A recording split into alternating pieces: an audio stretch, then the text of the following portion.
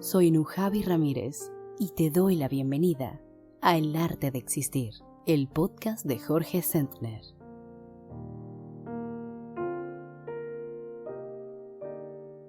Existir es un arte cuando abordamos conscientemente nuestras relaciones, nuestro trabajo, cualquier aspecto de nuestra vida cotidiana. Es un arte existir si nos sentimos creativos. Cuando transformamos nuestra existencia en un arte, nuestra vida rebosa de sentido.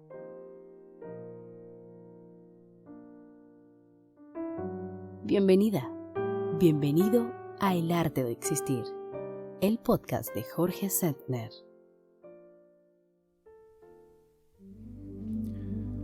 ¿Cómo hacer de nuestra existencia un arte? Soy Jorge Sentner.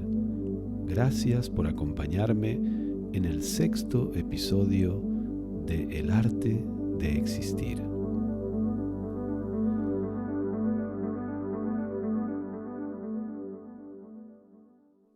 El arte, también el arte de existir, suele tener como mejor amigo al silencio. No me refiero aquí a la ausencia de sonidos ambientes. Cuando digo silencio, estoy hablando del silencio que aparece en nuestro interior. Me refiero a ese espacio vacío y suspendido en el tiempo que se puede manifestar en nosotros, incluso si estamos bailando en una fiesta con la música a tope. Cuando ese silencio íntimo se impone, nos inunda y nos contiene, la experiencia del vacío y la experiencia de la plenitud son una misma y maravillosa experiencia. Es entonces, en esos instantes que nos parecen infinitos, cuando se producen los milagros, cuando nuestra creatividad se manifiesta en toda su riqueza y fluidez. Gracias a ese silencio sin tiempo, la vida se muestra, al fin, tal como es, como un juego en el que danzan las luces y las sombras, las alegrías y las penas, el comienzo y el final de las cosas.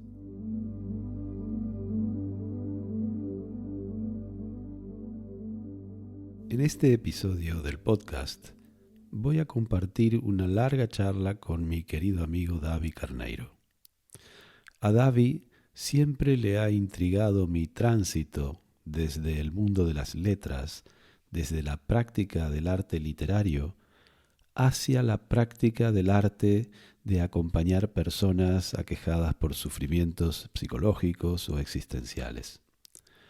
Sus preguntas me dan la oportunidad de detenerme en conceptos como atención, meditación o autoconocimiento, que espero sean de vuestro interés. A esta conversación le sigue la sección Inspiraciones, siempre en la voz de Carla Marcos.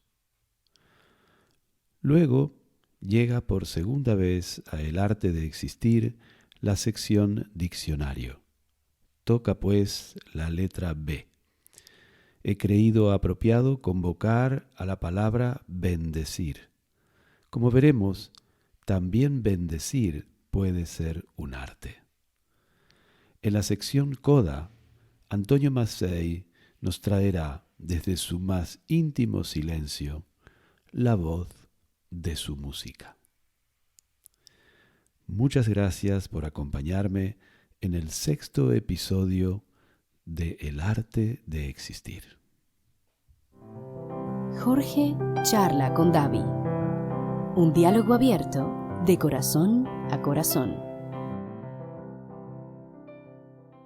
Jorge, tú has publicado un montón de libros, libros para niños, álbumes de cómics. ¿Cómo se ha realizado este cambio de escritor y guionista a alguien que pasó a dedicarse a ayudar a personas en su proceso de sanación y crecimiento? Sí, es verdad. Yo durante más de 25 años estuve exclusivamente dedicado a la escritura y efectivamente publiqué unos 50 títulos entre alguna novela, libros de cuentos infantiles, guiones de historietas, de cómics. Y esa era mi dedicación exclusiva, siempre desde una voluntad de ser escritor en la vida. En realidad, esta voluntad, me di cuenta bastante tarde, era la voluntad de ser alguien o de ser algo.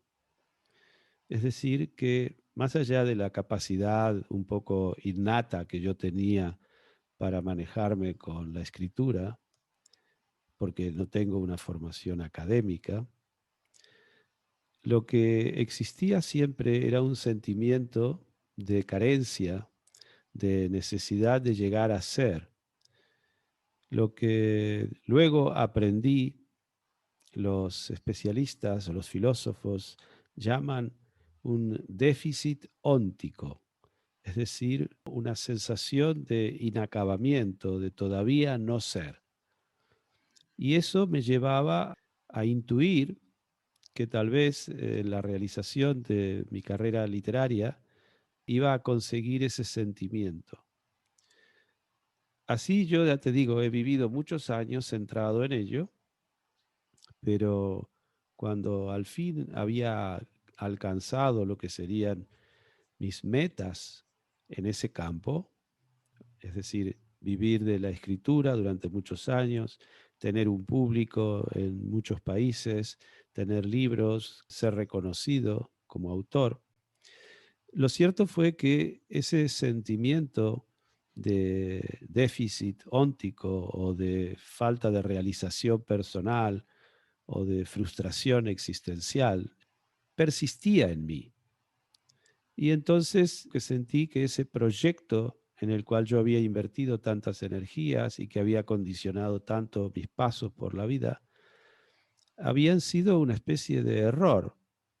No me habían conducido a lo que yo buscaba, porque mi sentimiento seguía siendo el mismo, ¿verdad? Con un gran vacío interior. Eso me hizo vivir lo que podríamos llamar una especie de travesía del desierto, porque escribir cada vez tenía menos sentido para mí. Era mi trabajo, yo seguía viviendo de ello, pero no me lo creía. Ya no creía que escribiendo conseguiría ese sentimiento de plenitud o de realización, de ser que yo había buscado. Entonces, bueno, pasaron muchos años en los que estuve un poco perdido existencialmente. Eso me llevó también a somatizarlo, a vivirlo en el cuerpo, a vivir con malestar. Y Sim, entonces, en la búsqueda de alivio a todo ello, acabé comprendiendo que necesitaba buscar en otra dirección. uhum, Y tuve la suerte o el destino de dar con la práctica de la meditación Zen, del budismo Zen. sim, Y entonces empecé a ir a lo que se llama un dojo Zen, un centro de meditación que estaba cerca de mi casa.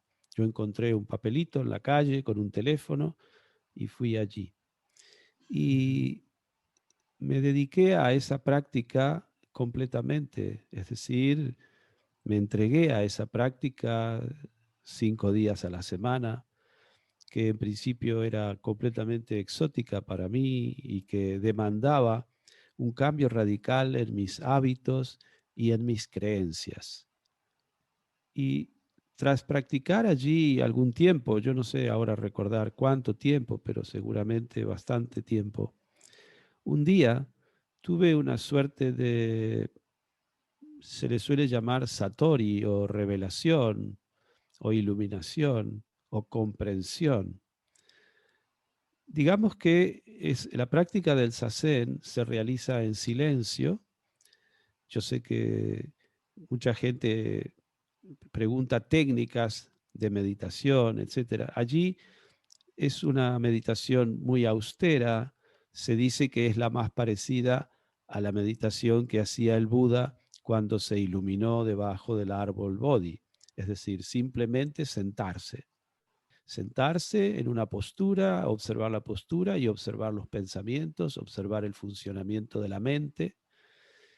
Y es un día, una tarde como todas, porque realmente no había nada de especial.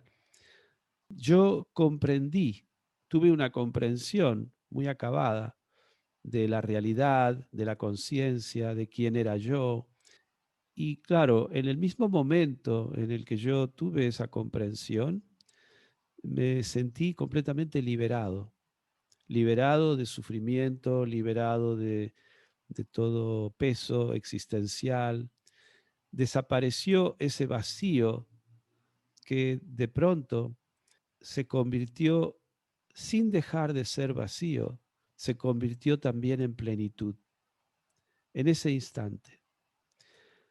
La comprensión de quién era yo fue una comprensión de un yo que no era individual, como ese yo que estaba buscando realizarse algún día a través de la literatura o de la escritura o de lo que sea.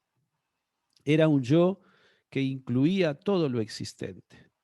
Entonces, si incluía todo lo existente, quien yo era, estaba claro que ese conocimiento que a mí me había inundado en ese instante no podía ser para un yo individual llamado Jorge Sender. Era un conocimiento que le llegaba a un yo individual llamado Jorge Sender, pero que no era exclusivamente para un yo individual. Entonces, en el mismo momento comprendí que eso era para ser compartido y tuve como la visión de que si yo compartía ese conocimiento que me había liberado en ese instante, podía ayudarle a otras personas a liberarse de las mismas angustias, de los mismos pesares que me habían acompañado durante tantos años y que me habían hecho sufrir durante tanto tiempo. Entonces, cuando yo me levanté del cojín de meditación, que se llama Zafu en japonés, ya me levanté con la convicción de que debía buscar los medios para transmitir eso que había comprendido. Entonces, al día siguiente, empecé a hacer unos cartelitos y empecé a colgar en la calle unos cartelitos ofreciendo la participación en un taller de autoconocimiento y de escritura que se llamaba La Atención. Y desde ese momento empecé a ofrecer esos espacios. La gente empezó a venir en principio porque me conocía por mi carrera de literatura y de escritor y de guionista. Y luego empezó a venir otro tipo de personas porque unos le decían a otros o se enteraban o veían un cartel. Y así fue como desde entonces yo poco a poco perdí el interés, el poco interés que me quedaba en seguir trabajando como, como guionista. Lo seguía haciendo porque tenía que mantenerme, ¿verdad? Y en algún momento empecé a ofrecer este servicio a las personas y fui dejando lo otro. En el Muy bien. medio, naturalmente, yo había ya emprendido un proceso de psicoterapia y eso me hizo muy bien. Y bueno, no dejé de buscar en mí todo tipo de recursos para evitar justamente caer constantemente en el sufrimiento inútil que nos produce la ignorancia de quién somos. Ese sería un poco el Sí. origen y luego esa transmisión o ese compartir de un conocimiento que no es teórico, sino que es un conocimiento que a mí me llegó en la práctica de la meditación. No es un saber, es un conocimiento que es intrínseco a todas las personas, pero no a todo el mundo se nos revela, ni se nos revela todo el tiempo.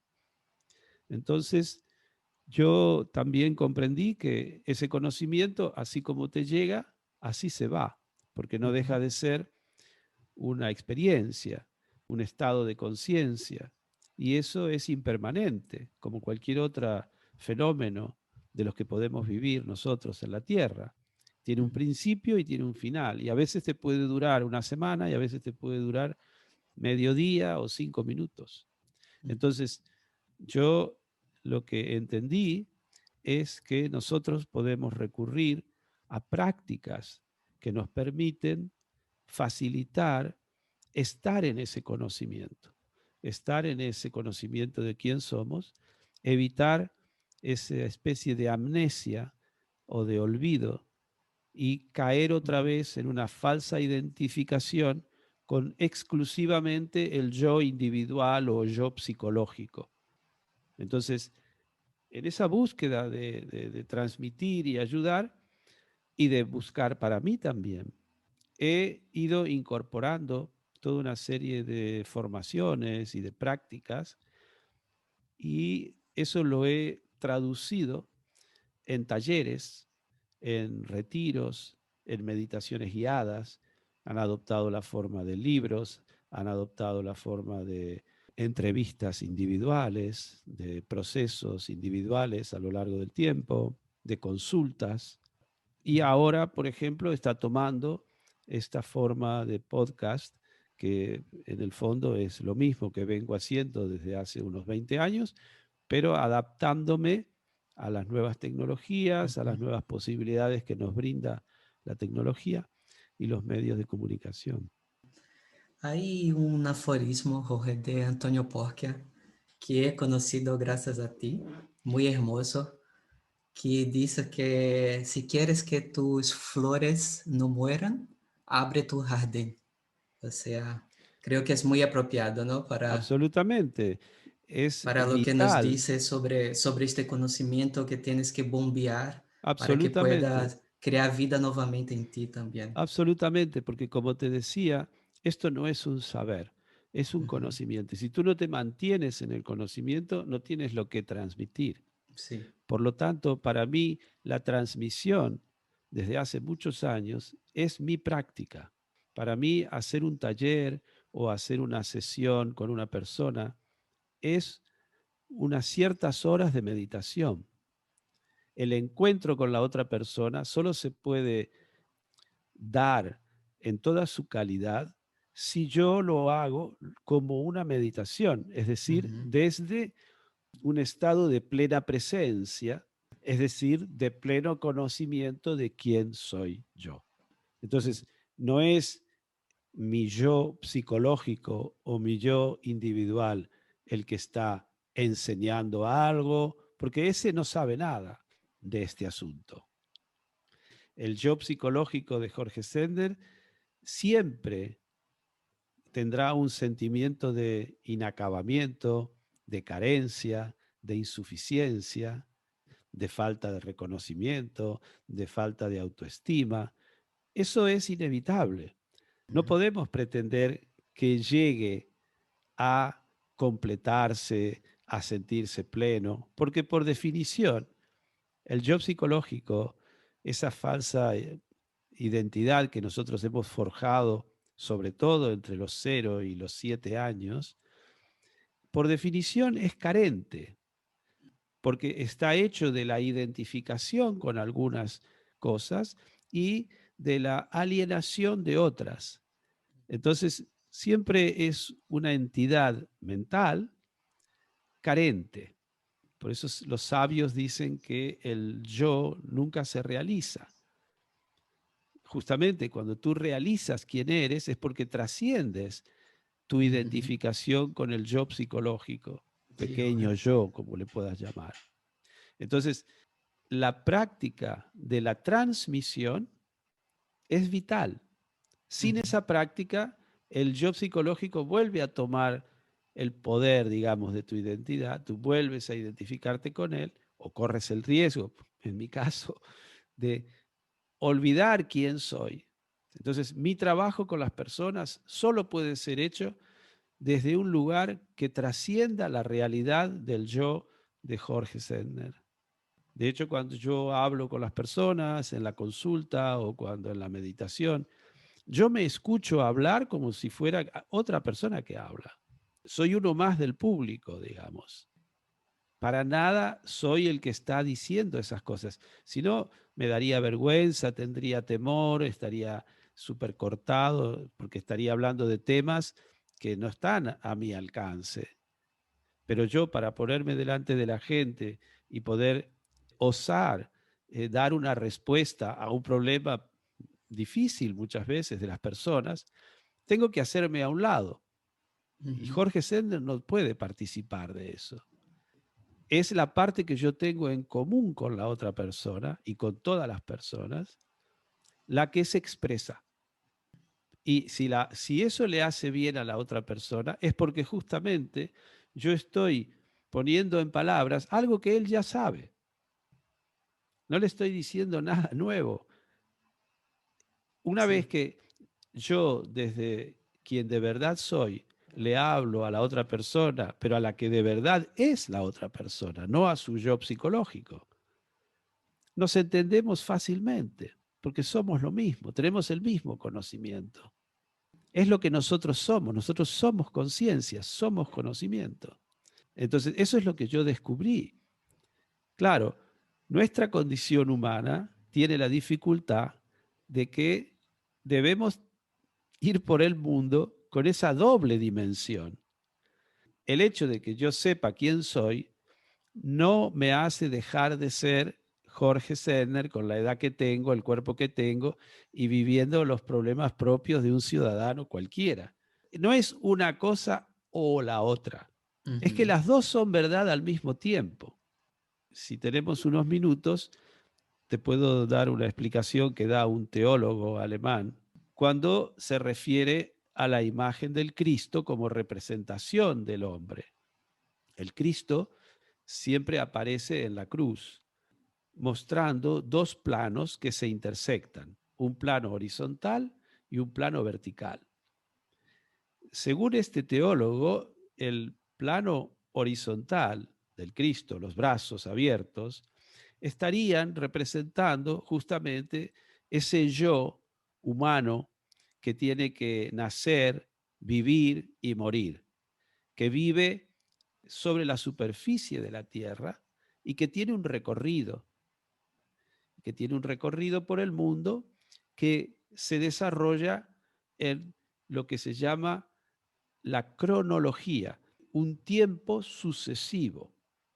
Y se llama cronología porque los griegos habían descubierto esto ya y le habían dado en su mundo olímpico la forma de un dios que se llamaba Cronos, que representaba este tiempo. Pero el Cristo también tiene un plano vertical, su cuerpo crucificado, que estaría simbolizando ese plano que une la tierra con el cielo y que se intersecta con el plano horizontal. El plano vertical trasciende todo lo que es del tiempo cronológico y estarían mostrándonos un tiempo único, eterno, presente. Entonces, el hombre es la encarnación de esto, de que tiene que vivir en lo cronológico y tiene que vivir en ese otro tiempo que podríamos llamar, como los griegos, kairos, un tiempo eterno presente, del momento.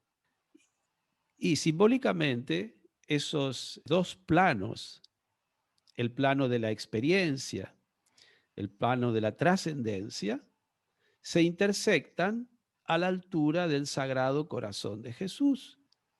Es decir, que sería el amor la instancia de conciencia que nos permite armonizar el tener que vivir en la tierra sabiéndonos algo trascendente. No por nada, cuando las personas tenemos la suerte o la gracia de recibir este conocimiento, de entrar en este conocimiento, nos sentimos desbordados de amor. Y que cuando nos falta, nos sentimos desbordados de miedo. Porque Sí. justamente, si nosotros solo vivimos con la conciencia de ser, como habitualmente nos pasa, ¿no es cierto? Con la conciencia de ser un yo psicológico, es decir, que se ha formado en el tiempo y se desarrolla en el tiempo y va hacia la muerte, la emoción que nos domina es el miedo, porque Uhum. estamos siempre angustiados por el acabamiento, por la finitud, por el miedo a la muerte, que luego se traduce en muchos pequeños miedos, muchos pequeños o grandes temores. Claro, lo que nos alivia de ello es el ampliar nuestra conciencia y poder entrar en la realización de esa dimensión vertical, digamos, que no anula a la otra, la Uhum. trasciende. Por eso es que nosotros no nos basta con realizar esta conciencia trascendente, sino que también tenemos que considerar que nuestro yo psicológico tiene sus problemas y hay que atenderlos. Lo digo porque muchas personas tienen la tentación de buscar en un camino espiritual la solución a todos sus problemas emocionales. Y no es así. Hay gente que se puede pasar la vida meditando, pero en el plano de lo psicológico seguir siendo el mismo niño acongojado que podía ser a los 7 o a los 6 años. Y Uhum. esto es lo que explica la dificultad que mucha gente tiene en comprender por qué algunos maestros espirituales tienen conductas que no se pueden entender, que son conductas de ambición, de deseo, de falta de gestión de sus pulsiones. ¿Por qué? Porque justamente han tenido un gran conocimiento, una gran sabiduría, gracias a estas meditaciones o porque les llegó, pero no todos se han ocupado de resolver sus problemas emocionales. Es Sim. decir, el hecho de tener mucho conocimiento no te salva de comportarte como un niño pequeño en algunas cosas. Y esto Uhum. para la gente que no practica y que no conoce a fondo, pues les resulta sumamente difícil de entender. Les parece que son personas falsas, personas que están dando una enseñanza, pero que no son auténticas o faltas de integridad. Bueno, es que muchas veces te puede ayudar un maestro porque tiene mucho conocimiento y luego en su vida, como podríamos decir, es un pobre tipo. Tenemos muchos casos de maestros que han ayudado a miles, a millones de personas y que al mismo tiempo eran alcohólicos, no podían parar de perseguir a todas las mujeres, bueno, eran humanos. Sim. Esto se aprende mucho cuando uno tiene una relación con un maestro, porque te pone a prueba todo el tiempo, justamente. Su humanidad también te pone a prueba, porque pone a prueba tu humanidad. Jorge, yo te he conocido en 2012, gracias a uno de tus cómics que se llama Caravana. Es verdad, E se trata justamente deste processo, ¿no? De travessia do deserto, que havias comentado há pouco. sí. E eu vivia em Barcelona neste momento, havia venido do Brasil para ser um máster de periodismo de viagens, e buscando alguns cómics, he encontrado a tu cómic e me ha impactado muitíssimo. E eu não te conhecia e he hecho uma busca em Google e he encontrado tu taller, que era um taller de literatura e autoconhecimento. Se chamava lá Biblioteca como Espejo. E depois é descoberto que este taller era parte de um conjunto mais grande de talleres sobre a prática de la atenção, é verdade? Así es. ¿Podrías comentar un poco, Jorge, sobre estos talleres de la práctica de la atención y por qué crees que es tan importante esta práctica, no solamente de autoconocimiento, pero específicamente esta práctica de la atención? Piensa que yo empecé con los talleres de la atención justamente cuando comprendí que yo era la atención. Practicar la atención significa ser tú mismo, así de sencillo. Ser tú es ser la atención. La atención no es una cosa que nosotros podamos provocar, que nosotros podamos hacer. La atención es lo que en India se llama dhyana o jhana. Es un estado de conciencia. Por lo tanto, en Occidente no existe una palabra equivalente. Y se han buscado palabras para nombrarla y se le ha llamado, por ejemplo, meditación. Lo cierto es que cuando nosotros en Occidente decimos meditación, inmediatamente pensamos en algo que podemos hacer o no hacer. Pero la atención no es algo que nosotros podamos hacer o no hacer. La atención existe, es la conciencia. Nosotros podemos, de algún modo, sintonizar, tomar conciencia de este estado o no. Pero lo mismo nos pasa con otros estados de conciencia. Por ejemplo, el sueño. Nosotros podemos dormir o no, pero no podemos hacer el sueño. Nosotros caemos o no caemos dormidos. Evidentemente, si nos acostamos, si nos relajamos y respiramos, tal vez podamos caer más fácil si estamos cansados, si no hemos caído en las 24 horas precedentes, entonces caeremos más fácil. Pero no podemos hacer el sueño. Y como eso, tenemos la vigilia. A veces para caer en la vigilia, ¿qué hacemos? Ponemos un despertador, ponemos un reloj, una alarma, y entonces de pronto ese ruido nos arranca de ese otro estado de conciencia en el que hemos caído, que es el sueño, y llegamos a la vigilia, nos despertamos por la mañana. A veces no hace falta poner la alarma y simplemente salimos de ese estado de conciencia de estar dormidos y entramos en el estar despiertos. Y a veces podemos ver cómo vamos transitando desde el dormidos hasta el despiertos por grados de conciencia. Y lo mismo a la inversa, podemos ir viendo cómo nos vamos quedando dormidos. Son estados de conciencia por los que nuestro organismo entra, sale, pasa, experimenta, pero no los hacemos nosotros.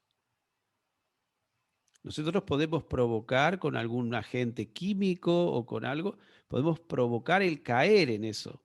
Están los opiáceos, están los somníferos, están las anestesias, nos hacen Sí, un montón de cosas, sí. montones de cosas que nos hacen ir a estados de conciencia. No Ujú. hablemos de los psicotrópicos que nos permiten estar en otros estados de conciencia, la ayahuasca, la marihuana, el hashish, el LSD. Pero hay montones de productos, hay plantas, millones de plantas que nos alteran los estados de conciencia, ¿verdad? La atención es uno de esos estados de conciencia en el que este individuo, cada uno de nosotros, sintoniza con lo que en el budismo se llama su auténtica naturaleza. Entonces, es una calidad de conciencia que se llama aproximativamente la atención, que tampoco es una gran palabra para decirlo, porque fíjate que habitualmente nosotros hablamos de una atención dirigida, poner atención en algo. También hay como una voluntad allí detrás. Cuando nosotros decimos voy a poner atención en esto, estamos de algún modo diciendo que detrás de esa atención está la voluntad de un yo, un sujeto. Pero claro, la atención de la que estamos hablando, Diana o Jana, no tiene un sujeto detrás. Esa es la gracia. Eso es lo que yo comprendí en la meditación. Yo comprendí que no había ningún sujeto detrás de esa atención. Por lo tanto, no puedo decir yo pongo atención. Por eso se habla de que estamos refiriéndonos a una atención flotante, porque no está atada a ningún sujeto. Es simplemente saber que eres esa atención, esa observación, si quieres.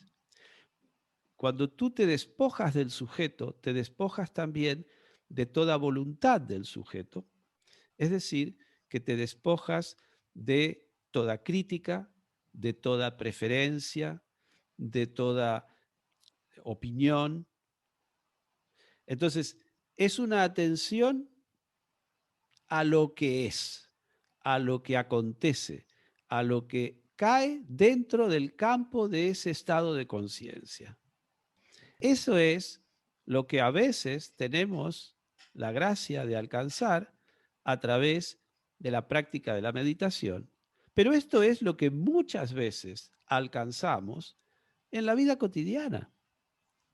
Es decir, cualquiera que no haya ido nunca a un centro de meditación, que no haya hecho nunca un ejercicio de mindfulness, que no haya nunca hecho un taller de nada, en su vida cotidiana tiene millones de experiencias en las que simplemente está ahí presenciando, ni siquiera Sí. presenciando, siendo esa presencia vacía de opinión, de todo.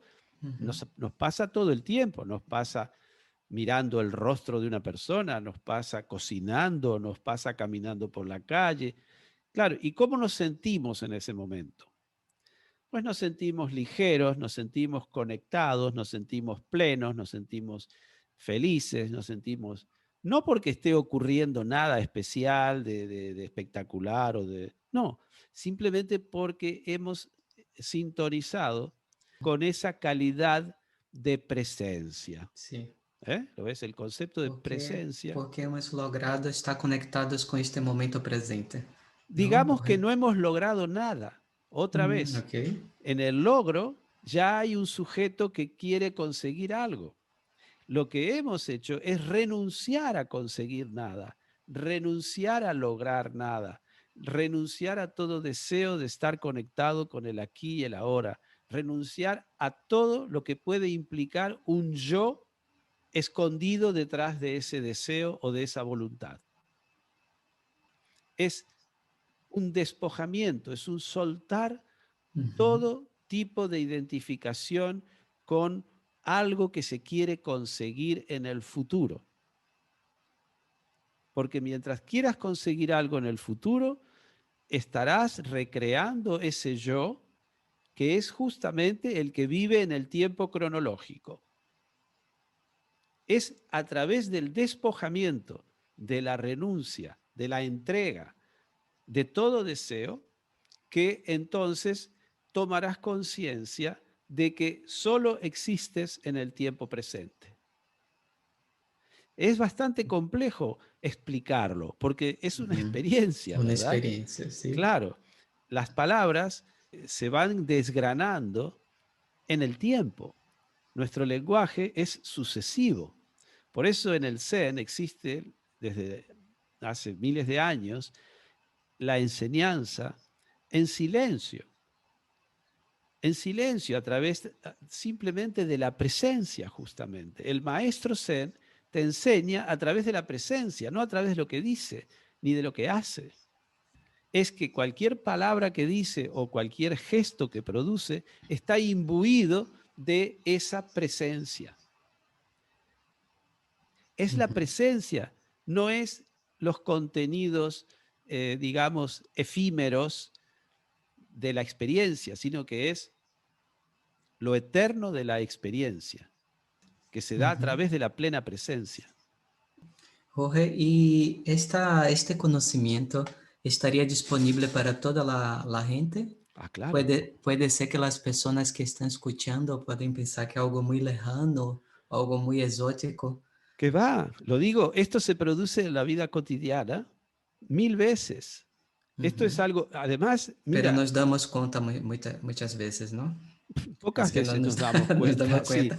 Pero bueno, mira, el mejor ejemplo para poder comprender que esto es algo connatural con el ser humano es observar a los niños. Los niños viven todo el tiempo así. Cuanto más pequeños son, más viven así. Su estado de conciencia está, en general, en esa presencia. Por eso es que el niño lleva años en salir del periodo del juego. Porque una de las características del juego infantil es que es una expresión de ese estado de presencia. Porque claro, ¿qué es lo que caracteriza el estar en esa presencia? Una de las características es la plena creatividad. ¿Por qué? Porque esa conciencia plena es creativa, porque está creando la realidad.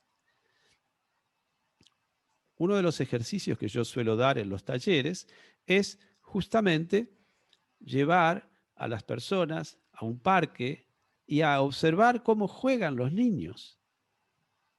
Porque es eso tan simple como algo tan banal y tan común como ver a un niño jugando, que no tiene ningún problema en de pronto ser como un avión, y él es un avión en ese momento, y al ratito es un elefante, o es un tigre, o es un barco, da igual, porque no está apegado en ese momento a una identidad ninguna, es una plena potencialidad de ser, que es lo que nos brinda esa conciencia de no ser un yo determinado, enquistado, condicionado, limitado, carente, etcétera, etcétera, etcétera.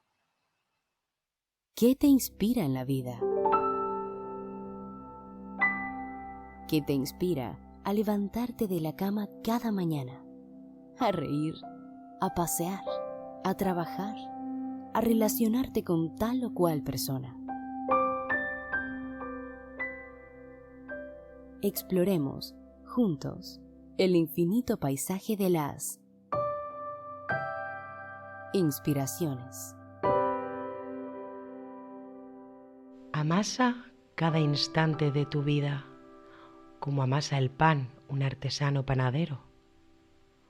Pon en cada instante todo lo necesario para que el pan sea pan, sepa a pan y pueda nutrirte como el pan. Que cada latido de tu vida tenga la cantidad de harina necesaria, la sal precisa, el calor justo, la paciencia debida y la cocción exacta. Tus respiraciones se colman de vitalidad con la levadura de tu conciencia. Bríndale a tus días el tiempo de presencia que la vida requiere para levar, expandirse, oxigenarse. Amasa, hornea, muerde y saborea cada instante. Mantén abiertos, despiertos tus sentidos.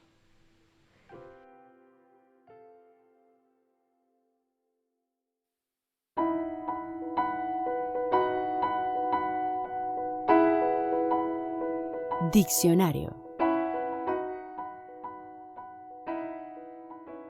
En la letra B de diccionario, la primera palabra que se me presenta es bendición.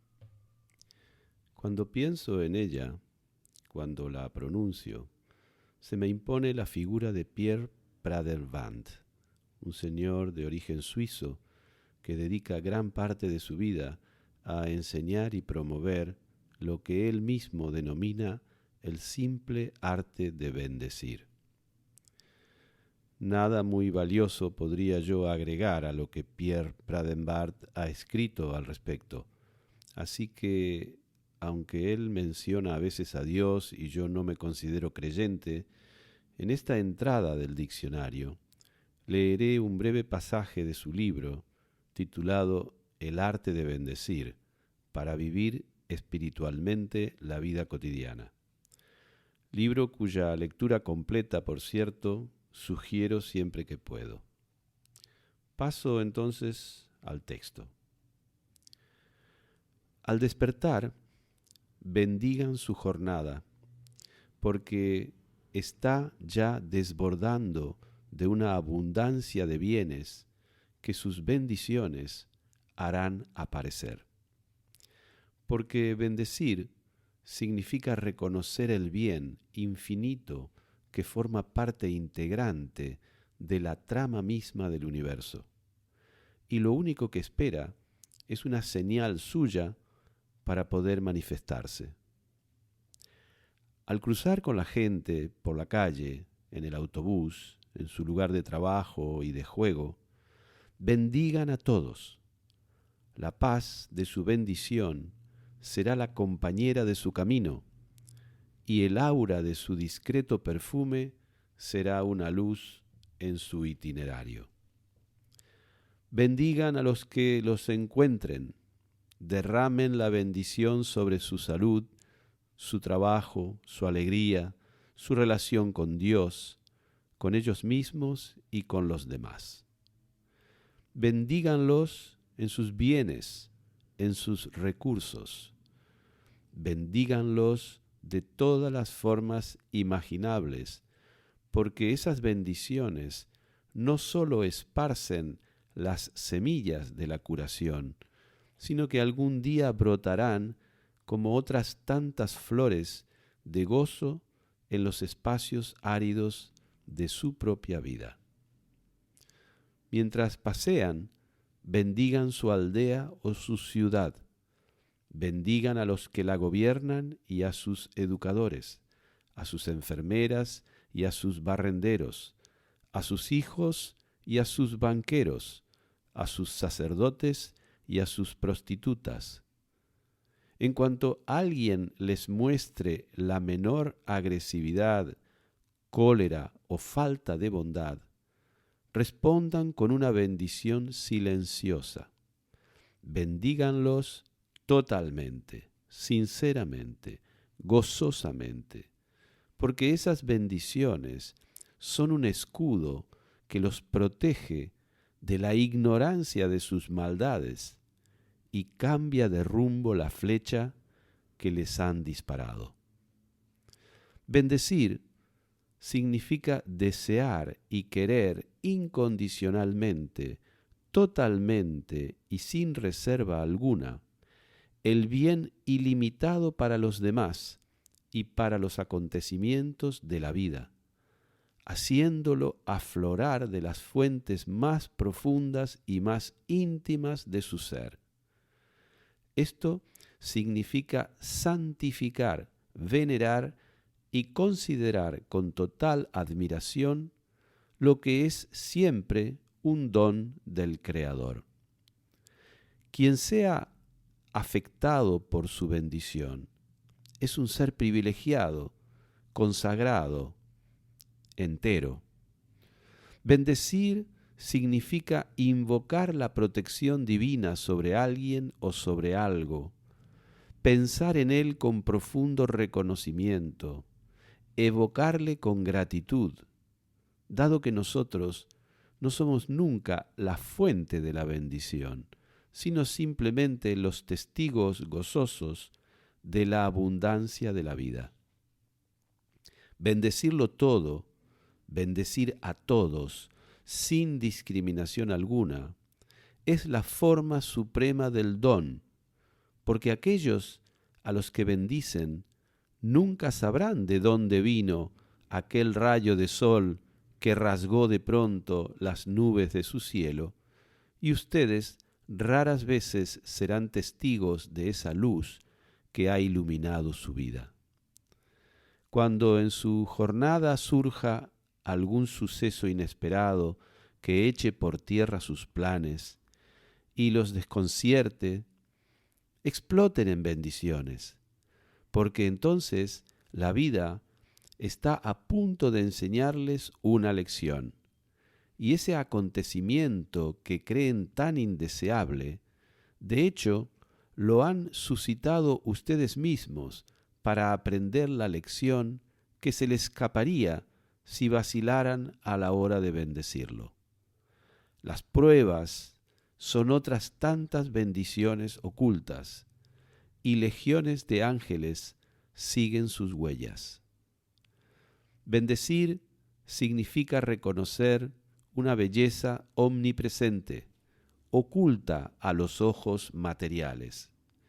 Es activar la ley universal de la atracción que desde el fondo del universo traerá a su vida exactamente lo que necesitan en el momento presente para crecer, avanzar y llenar la copa de su gozo. Cuando pasen por delante de una cárcel, derramen la bendición sobre sus habitantes, sobre su inocencia y su libertad, sobre su bondad, sobre la pureza de su esencia íntima, sobre su perdón incondicional.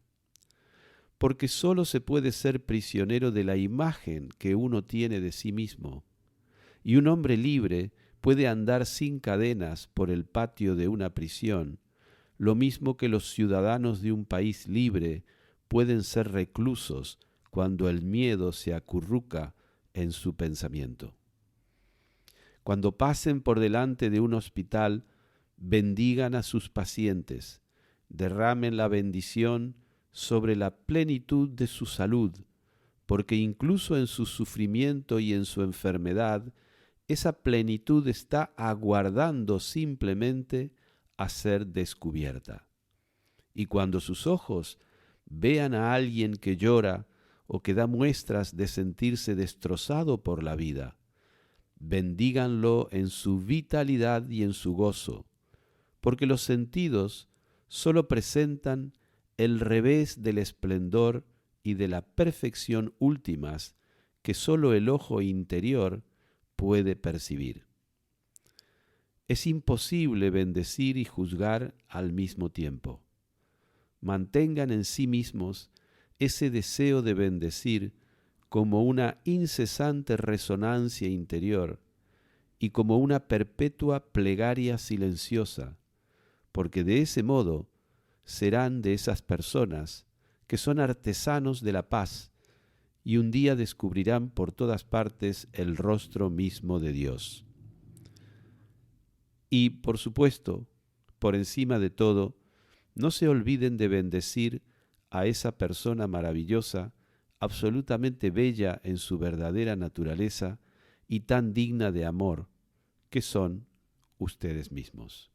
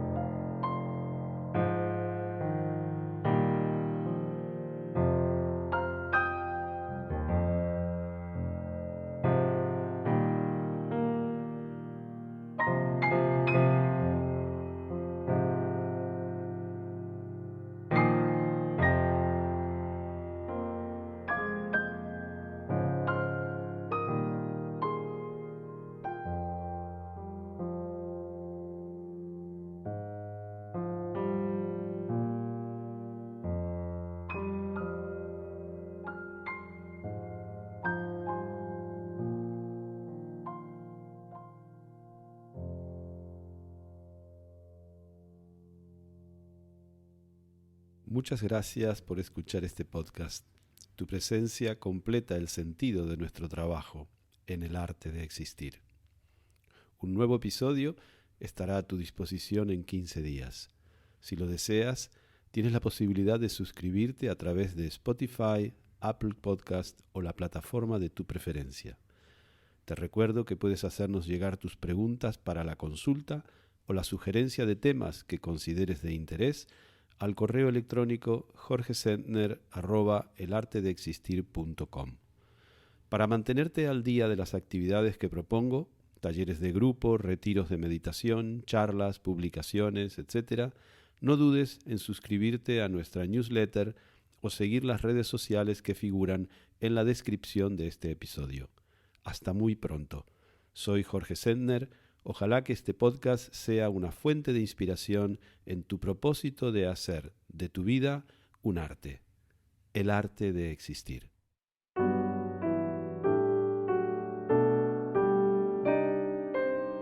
El arte de existir. Mesa de redacción: Davi Carneiro y Dayana Belbruno. Música y edición de sonido: Antonio Mazzei. Imágenes y grafismo: Mariona Cabaza.